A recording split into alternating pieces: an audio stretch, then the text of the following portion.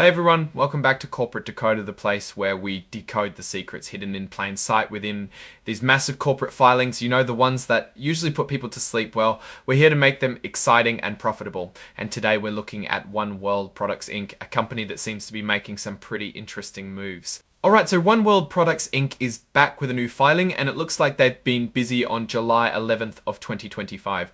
They inked a couple of important deals that could really shape their future. First up, they completed an asset purchase agreement with Eco-Bioplastics Midland Inc. Basically, One World acquired most of Eco-Bio's assets for a cool 51.50 de 15 video.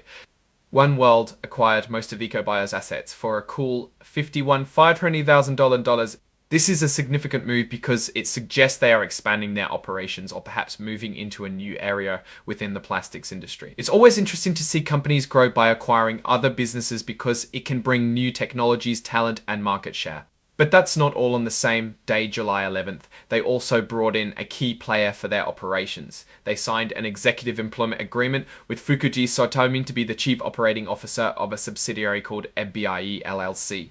This agreement runs until the end of 2030 with automatic renewals, which shows they are committed to his leadership long term. Now, what's he getting paid?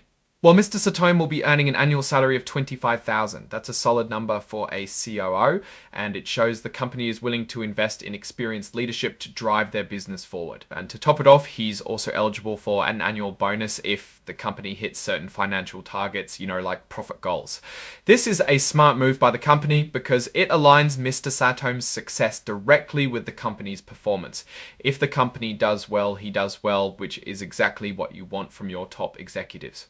But wait, there's more. As part of this new relationship, they've also granted Mr. Satomi an option to purchase 5 million shares of the company's common stock at just 13 cents a share. This option vests over a few years with a final chunk kicking in at the end of 2030. Giving stock options is a common practice to incentivize executives and tie their financial future to the company's stock price. It makes them feel like owners. So if the company's stock price goes up significantly, these options could be worth a lot of money.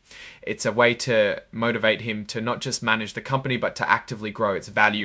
Now, digging a bit deeper into the acquisition of Eco-Bioplastics Midland Inc., the company is essentially saying that all the information we discussed about this asset purchase agreement is now officially part of the completion of this acquisition. This just confirms that the deal is done and dusted, and in the same vein, they're also incorporating the information about that stock option grant to Mr. Satomi into the section about unregistered sales of equity securities. This is again just a technicality to make sure all the relevant details are recorded and filed correctly with the SEC.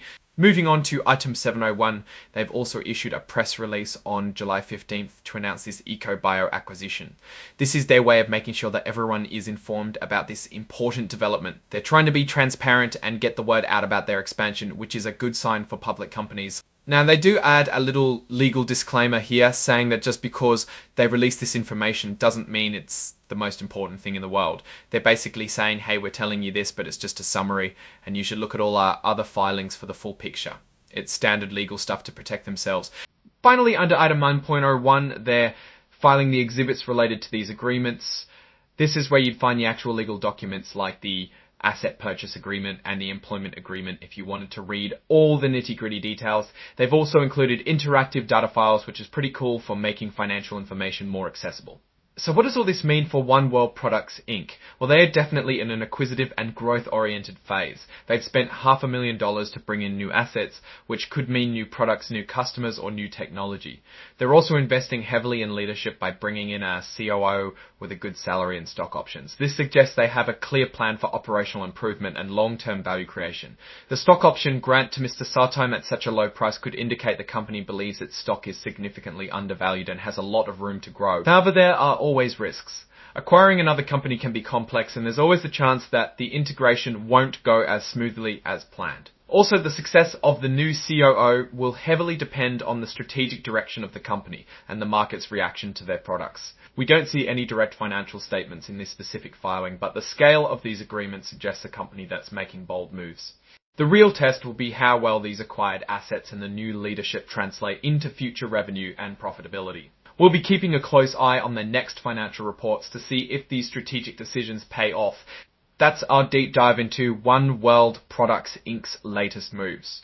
What are your thoughts on these acquisitions and executive appointments? Do you think this is a smart strategy for the company? Let us know in the comments below. If you found this analysis helpful, please give this video a thumbs up and subscribe to the channel for more corporate breakdowns. And don't forget to join our Discord community linked in the description for more exclusive content and discussions. Thanks for watching, and we'll see you in the next one.